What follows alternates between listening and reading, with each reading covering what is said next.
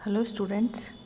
Last lecture में हमने भारत चीन संबंधों के बारे में बात की थी। तो उसमें हमने विवाद के विभिन्न मुद्दों में सबसे पहले सीमा विवाद का मुद्दा देखा था, जो कि लद्दाख से रिलेटेड था। हमने देखा था कि मैकमोहन लाइन क्या है। आज के लेक्चर में हम स्टार्ट करेंगे कि सीमा विवाद सुलझाने के क्या क्या प्रयत्न हुए हैं। वर्ष 1988 से सीमा विवाद को सुलझाने के लिए एक संयुक्त कार्य दल की स्थापना हुई। वर्ष 1996 में नियंत्रण रेखा पर शांति और सद्भाव बनाए रखने का समझौता हुआ तथा वर्ष 2003 में प्रधानमंत्री अटल बिहारी वाजपेयी की चीन यात्रा के दौरान सीमा विवाद को सुलझाने के लिए विशेष प्रतिनिधियों की नियुक्ति हुई। विचारकों के अनुसार सीमा विवाद का समाधान चीन के साथ बेहतर संबंध बनाने की अनिवार्य शर्त है, लेकिन ये पर्याप्त भी नहीं है, क्योंकि सीमा विवाद का मूल कारण चीन की आक्रामक विदेश नीति है और विशेष प्रतिनिधियों के मध्य अनेक चक्रों की वार्ता के बाद भी समस्या का अभी भी प्रभावी समाधान निकलना प्रतीत नहीं होता। वर्ष 1962 के युद्ध के पश्चात चीन ने भारतीय भूभाग के अत्यंत महत्वपूर्ण भागों पर नियंत्रण कर लिया है, क्योंकि लद्दाख व तिब्बत के मध्य 10 महत्वपूर्ण दर्रे हैं, जिससे भारत एवं तिब्बत के मध्य आवागमन होता था। चीन हिमाचल प्रदेश के शिपिकला दर्रे पर दावा प्रस्तुत कर रहा है। यह बिंदु ध्यान देने योग्य है कि पाक अधिकृत कश्मीर का कुछ भाग पाकिस्तान द्वारा चीन को सौंप दिया गया है। इस क्षेत्र में गिलगित सिक्यांग के मध्य काराकोरम पहाड़ियों में अनेक दर्रों पर चीन ने नियंत्रण कर लिया है। यह बिंदु महत्वपूर्ण है कि जैसे जैसे चीन का आर्थिक उबार हो रहा है, सीमा मुद्दे पर चीन का दृष्टिकोण और सख्त होता जा रहा है। चीन आर्थिक क्षेत्र में भारत की चिंताओं को समझने के लिए इच्छुक है, लेकिन सीमा विवाद के मुद्दे पर वह भारत को तनिक भी छूट देने को तैयार नहीं है। ब्रह्मपुत्र नदी पर बांध बनाकर चीन भारत पर अतिरिक्त दबाव का प्रयोग कर रहा है तथा आर्थिक संबंध सीमा विवाद को हल करने के लिए पर्याप्त नहीं है। उदाहरण के लिए चीन और जापान के बीच आर्थिक संबंध बड़े प्रभावशाली हैं, किंतु शेकांकू द्वीप के मुद्दे पर चीन ने जापान के विरुद्ध हिंसक प्रतिक्रिया का प्रयोग किया। अब देखेंगे कि वास्तविक नियंत्रण रेखा पर शांति और सद्भाव का समझौता 1993 में, ठीक है, एक समझौता हुआ कि भाई वास्तविक नियंत्रण रेखा पर शांति और सद्भाव कैसे बना रहे। इस संबंध में 1993 में एक समझौता हुआ, जिसमें मुख्य शर्तें क्या लिखी गई थी। पहला, सीमा विवाद हल करने के लिए मित्रतापूर्ण व शांतिपूर्ण परामर्श किया जाएगा, जिसमें कोई भी देश एक दूसरे के विरुद्ध बल का प्रयोग नहीं करेगा। हम सीमा विवाद, उन्होंने कहा भारत और चीन ने, कि हम सीमा विवाद को मित्रतापूर्ण व शांतिपूर्ण तरीके से परामर्श के रूप में सुलझाएंगे। कोई भी देश है वो एक दूसरे के विरुद्ध बल का प्रयोग नहीं करेगा। दूसरी बात इन्होंने कही कि वास्तविक नियंत्रण रेखा पर न्यूनतम सैनिकों की तैनाती होगी, यानी यहाँ कम से कम सैनिक तैनात किए जाएंगे। अगला, सैन्य अभ्यास करने से पहले एक दूसरे को सूचित किया जाएगा। उससे अगला, असहमति की स्थिति में मित्रतापूर्ण परामर्श। अगर दोनों देश असहमत हैं तो फिर लड़ाई करने की बजाय मित्रतापूर्ण आप एक दूसरे को परामर्श सजेशन दोगे।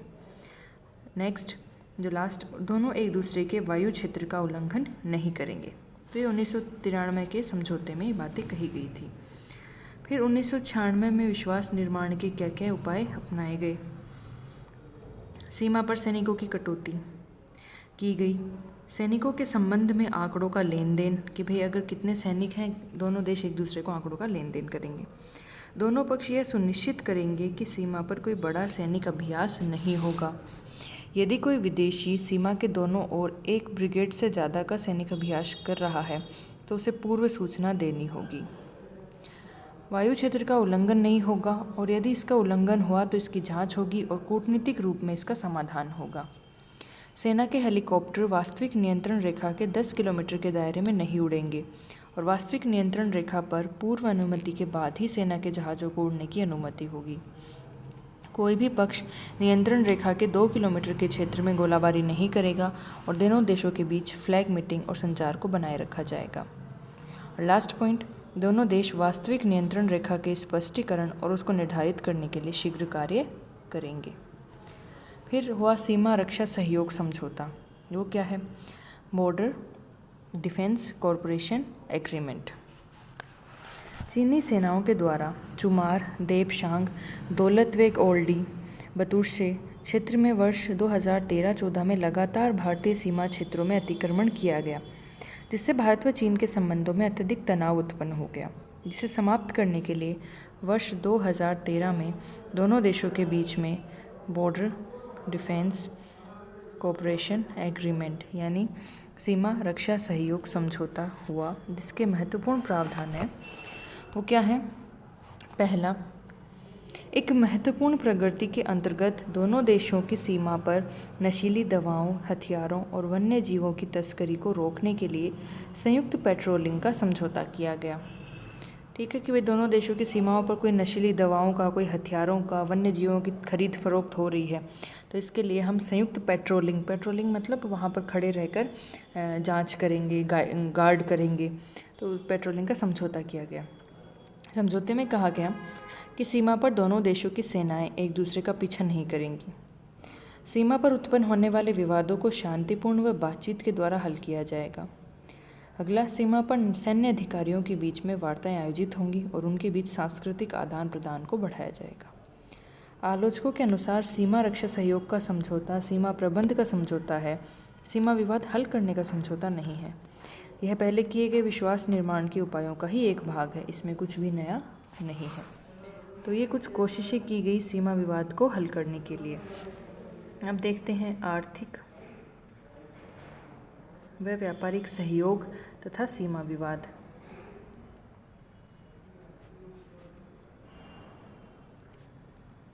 सीमा विवाद वर्ष 1979 में चीन में डेंग शियाओपिंग ने आर्थिक सुधार और आर्थिक समृद्धि पर मूल बल प्रदान किया। शीत युद्धोत्तर विश्व में चीन की विदेश नीति में आर्थिक समृद्धि, व्यापार एवं वाणिज्य पर अत्यधिक बल दिया जा रहा है। भारत द्वारा आर्थिक उदारीकरण अपनाए जाने के पश्चात भारत और चीन के द्विपक्षीय व्यापार में निर्णायक वृद्धि हुई है। वर्तमान समय में चीन भारत का सबसे बड़ा द्विपक्षीय व्यापारिक साझेदार बन गया है। वर्ष 2010 तक भारत और चीन के मध्य $60 बिलियन द्विपक्षीय व्यापार का लक्ष्य रखा गया था। इस व्यापार को बेहतर करने के लिए सिक्किम से होकर नाथुला दर्रे को भी खोला गया है। वर्ष 2003 के अटल बिहारी वाजपेयी की यात्रा में भारत और चीन के मध्य व्यापारिक और आर्थिक क्षेत्र में सहयोग के लिए एक संयुक्त कार्यदल की स्थापना हुई। कार्यदल की वार्षिक रिपोर्ट में कहा गया कि सेवा और निवेश के क्षेत्र में व्यापारिक सहयोग की संभावनाएं अधिक हैं। दोनों देश वर्तमान समय में एशिया की 2 बड़ी अर्थव्यवस्थाएं और विश्व की भी प्रमुख अर्थव्यवस्थाएं हैं। इसमें साझे सहयोग के द्वारा राष्ट्रीय हितों की पूर्ति की जा सकती है। भारत चीन के मध्य द्विपक्षीय व्यापार पिछले 18 वर्षों में 18 गुना की वृद्धि हुई। भारत का सबसे बड़ा द्विपक्षीय व्यापार का भागीदार है वो चीन है, जबकि भारत है वो चीन का 10वां सबसे बड़ा व्यापारिक सहयोगी है। भारत चीन के मध्य से बढ़ता व्यापार चीन के अन्य व्यापारिक सहयोगियों की तुलना में अत्यधिक तेजी से बढ़ रहा है। एशियाई और दक्षिणी एशियाई क्षेत्र में दोनों के मध्य मधुर संबंध शांति और सुरक्षा के मूल आधार हैं। जनवरी 2012 में चीन में स्थित भारतीय दूतावास को $10 मिलियन की लागत से निर्मित नए भवन में स्थापित किया गया। इससे पहले भारतीय दूतावास रिटान पार्क में स्थित था। भारत का नया दूतावास इजरायल और अमेरिका के समीप है। यह भारत चीन के बढ़ते आर्थिक संबंधों का उदाहरण है। भारत वर्तमान समय में चीन के निवेश को आकर्षित करने का प्रयत्न कर रहा है। वर्ष 2015 तक दोनों के बीच द्विपक्षीय व्यापार को $100 बिलियन तक बढ़ाने पर सहमति हुई है। वर्ष 1990 के बाद भारत व चीन के बीच व्यापारिक व आर्थिक संबंधों में निर्णायक प्रगति देखी गई तथा दोनों देशों के बीच द्विपक्षीय व्यापार में लगातार वृद्धि दर्ज की जा रही है। दोनों देशों के बीच आर्थिक संबंधों को सुदृढ़ बनाने के लिए सामरिक आर्थिक वार्ता 2011 की भी शुरुआत हुई, जिसके अंतर्गत निम्नलिखित विषयों पर सहयोग का निर्णय लिया गया। तो 2011 में क्या हुआ? सामरिक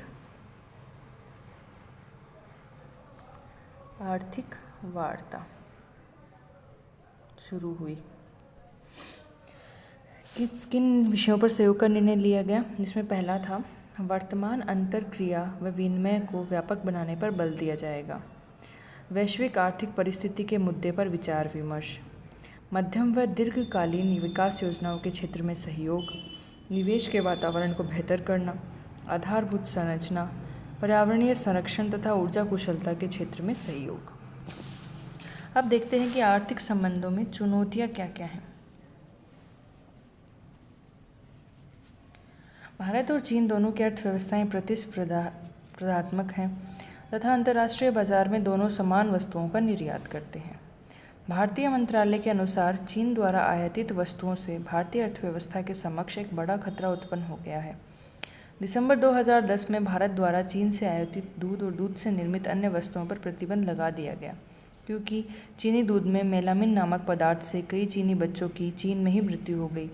भारत चीन के द्विपक्षीय व्यापार के कारण भारतीय अर्थव्यवस्था में पराश्रितता सिंड्रोम डिपेंडेंसी सिंड्रोम का विकास हो रहा है और चीन की सस्ती वस्तुओं के कारण भारत की कई उद्योग बंद होने की कगार पे हैं।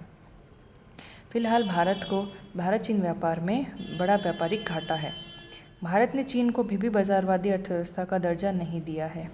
चीन भारत पर मुक्त व्यापार समझौते के लिए दबाव का प्रयोग कर रहा है, परंतु भारत इसके लिए सहमत नहीं है। भारत विदेश नीति के लिए सबसे बड़ी चुनौती आधारभूत संरचना को बेहतर करना और भारतीय अर्थव्यवस्था के विकास को और अधिक प्रभावी करना है। तभी दीर्घकालिक रूप में चीन के सामरिक चुनौती का सामना किया जा सकता है। जनवरी 2012 में भारतीय व्यापारियों की चीन के न्यायालय में पिटाई की गई, जिस पर भारतीय विदेश मंत्रालय ने चीनी दूध को बुलाकर अपना विरोध व्यक्त किया।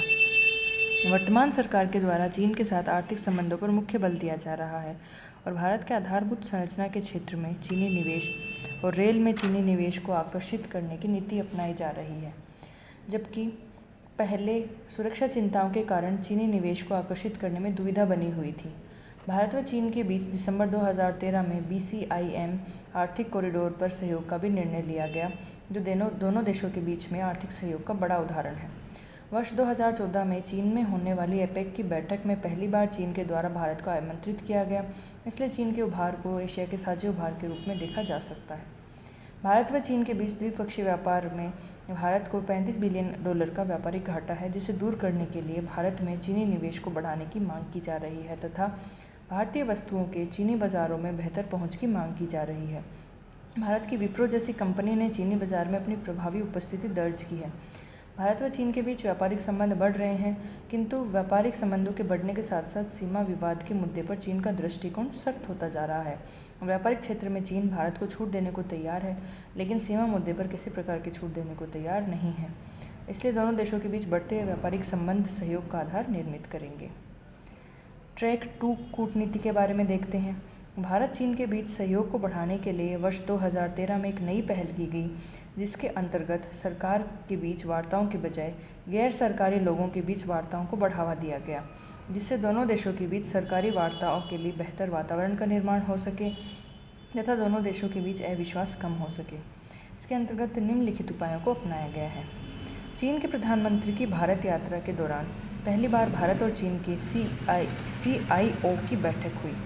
CIO की इस बैठक में दोनों देशों के बीच द्विपक्षीय व्यापार और निवेश बढ़ाने पर सहमति हुई तथा भारत ने चीनी निवेशकों को भारत के आधारभूत संरचना में निवेश के लिए आमंत्रित किया।